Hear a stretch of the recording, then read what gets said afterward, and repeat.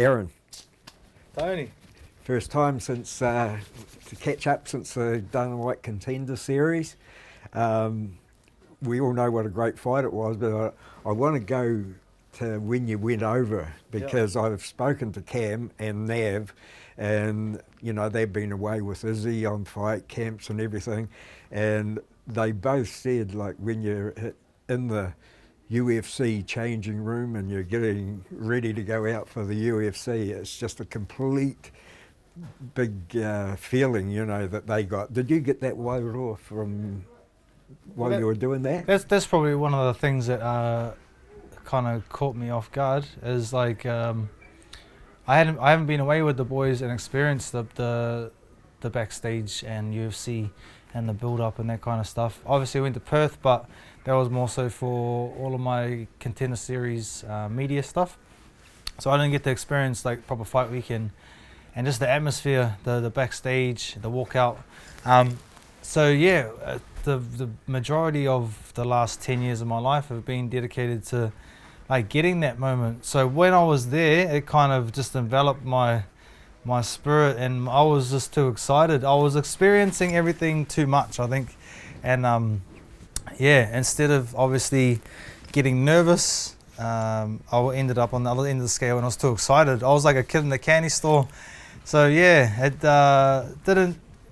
didn't exactly help me lock in when I should have locked in, but hey, it's just a learning curve. Have a few things to adjust, and we go again. And the fight, like he was a really good opponent. Yeah. Fuck, he was. but he was built up by the UFC as well, you know. Yeah. Well, we I thought, what did he get, like 3-4 weeks notice or something to fight me.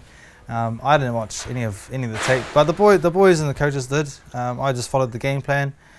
Just all I knew that was he was a good wrestler, and he was longer. So yeah, kind of the first round. That was one of the things that kind of I realised since being in that environment and then heading over to Tahiti and just letting my soul settle down.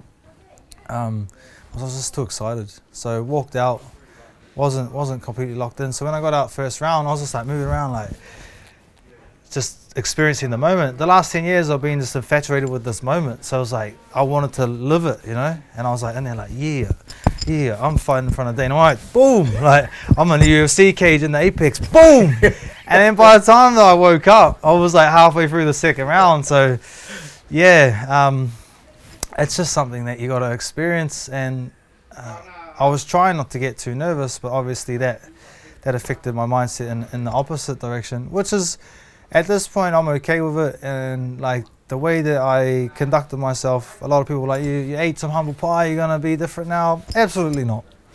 I'm still gonna be myself. This is just me, and I'm glad I did it my way. I fell on my face, and you know, I'm just glad that I'll stay true to who I am, and I'll continue to be myself and continue to conduct myself in that way. I just have to make some adjustments, and once I've done that, yeah, I'll be everyone's best friend again. I'll tell you that. I watched a video of him and his dad. Yep. And did you see that one? No, I haven't actually watched the fight. I haven't watched it because at this point, because of what I've understood about myself and what like just the things that I've learned since being in Tahiti, yeah, I've tried to apply all of that stuff. So no, I haven't watched the video. What was that? It was good. They were just sitting down afterwards, Yep. and they were watching it again. We couldn't see that what parts they were watching, but they were talking. And his dad, who was a UFC fighter. Yeah, Dan was saying he trained with him back in the back in the day. Yeah, well, they were sitting down. It was a complete turnaround from before the fight when he was really cocky and and they were subdued. He was still wrestling injuries and things.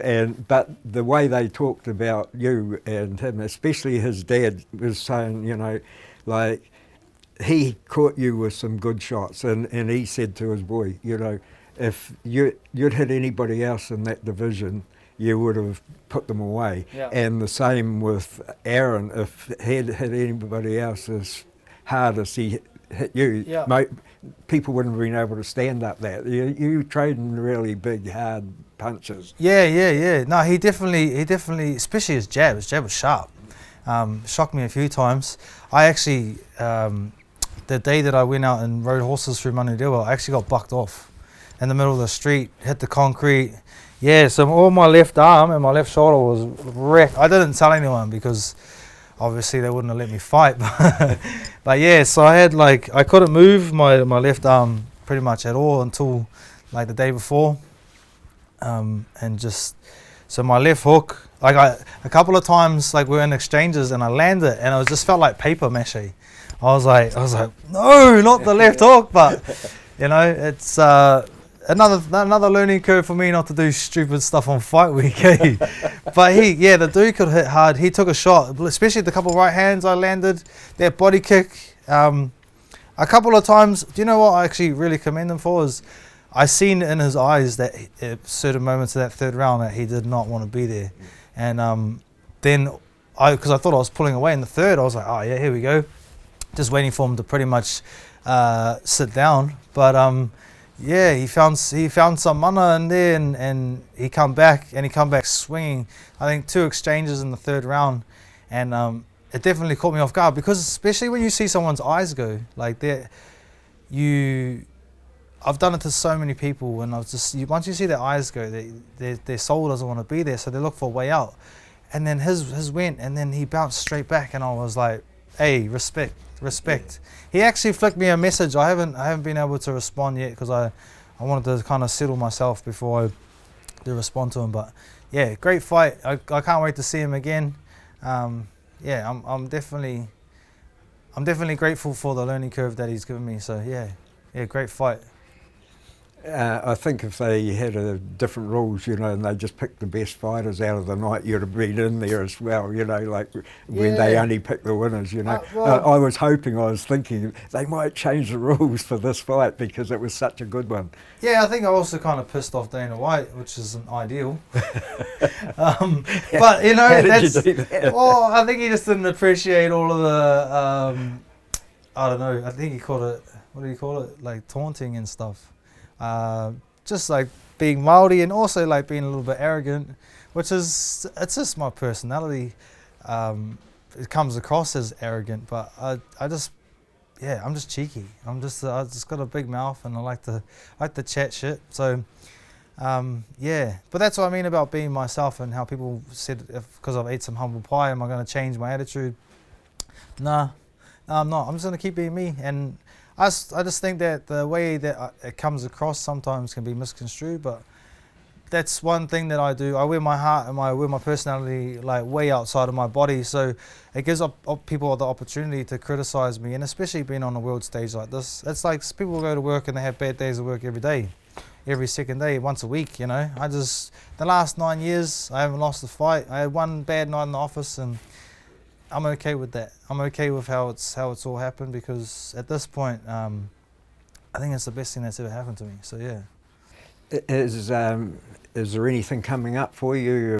I hope so. I hope so. Hey, don't put me on the bench yet, Tony. No. You haven't got anything planned. I'm honestly. You're ready to fight again? I'm ready today. Sign me up. Yeah. No, so I went straight from Las Vegas straight to Tahiti. Spent a lot of time with the Te Aroha boys, Te Aroha MMA in Tahiti, and yeah, even went to the TFC fight night, Tahiti Fighting Championship in Tahiti, and that was a great night. Heaps of the Te Aroha boys fought, and then Tiki won his title, and so after that, just trained every day with Keone and the boys at Te Aroha MMA. Amazing place, amazing atmosphere. I was waking up in the morning, you know, have fruit for breakfast off you know, the organic trees and stuff from Tahiti, go straight to training, train for 2-3 hours, then have some lunch, head out on the boat, go surfing. I learned how to foil, those hydrofoil things, crazy. It's like flying and surfing at the same time.